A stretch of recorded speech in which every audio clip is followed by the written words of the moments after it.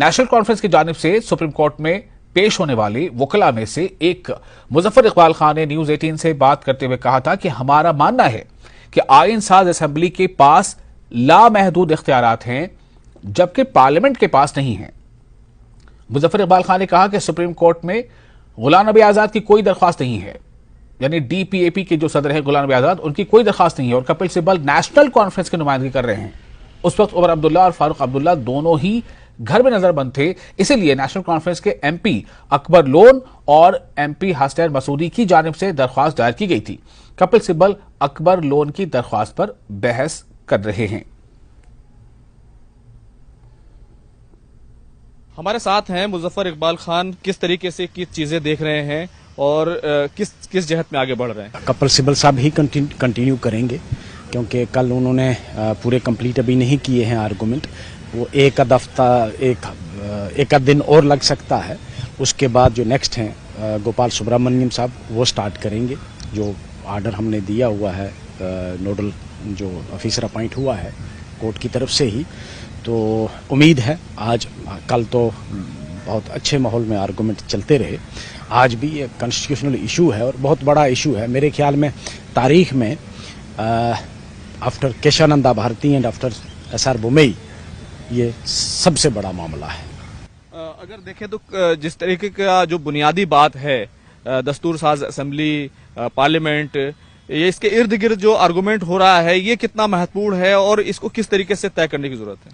देखिए वो तो अब सुप्रीम कोर्ट इसको किस तरह लेता है। जो हमारा मानना है एज लॉयर की अपनी दलील है, अपनी अंडरस्टैंडिंग है। फाइनली तो सुप्रीम कोर्ट ने क्या व्यू लेना है, हमारा यह है कि जो आइन साज असेंबली है उसकी पावर्स पार्लियामेंट इख्तियार नहीं कर सकती। आइन साज असेंबली की पावर्स अनलिमिटेड हैं, पार्लियामेंट की पावर्स लिमिटेड हैं।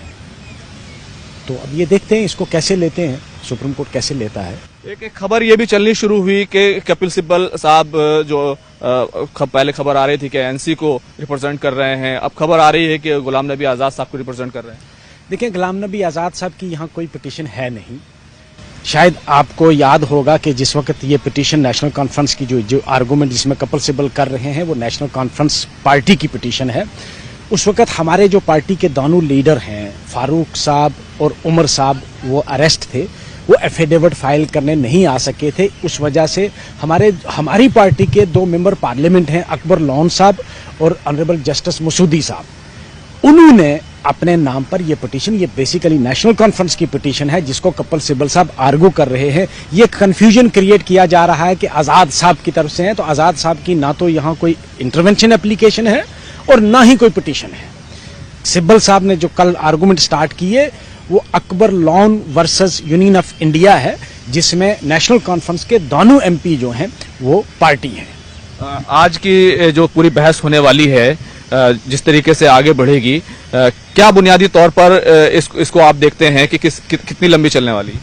लंबी तो ये चलेगी, अब किस तरह बढ़ेगी वो तो अभी एंटिसिपेट करना बहुत मुश्किल है कि भाई ऑनरेबल कोर्ट्स की अपनी क्वेरीज हैं, लॉयर्स की जो हैं वो अपनी अंडरस्टैंडिंग है, तो किस सिमत में जाएगी ये तो नहीं कुछ कह सकते हैं, लेकिन आर्गूमेंट तो अभी चलेंगे, अभी टाइम लगेगा। बहुत बहुत शुक्रिया। तो ये थे मुजफ्फर इकबाल खान जो हमसे बात कर रहे थे और उन्होंने साफ तौर पर 2 बातें कही हैं कि आइन साज असेंबली का जो आर्गूमेंट है वो एक बहुत ही महत्वपूर्ण है। उनका मानना है कि आइन साज असेंबली के जो इख्तियारात हैं उसके जो हदूद हैं वो लामहदूद हैं, जबकि पार्लियामेंट के जो इख्तियारात हैं वो महदूद होते हैं। दूसरा इन्होंने बड़ी बात कही कि गुलाम नबी आजाद को कपिल सिब्बल रिप्रेजेंट नहीं कर रहे हैं, वो नेशनल कॉन्फ्रेंस को रिप्रेजेंट कर रहे हैं। कैमरामैन कार्तिक के साथ खुर्रम शहजाद, न्यूज़ 18 दिल्ली।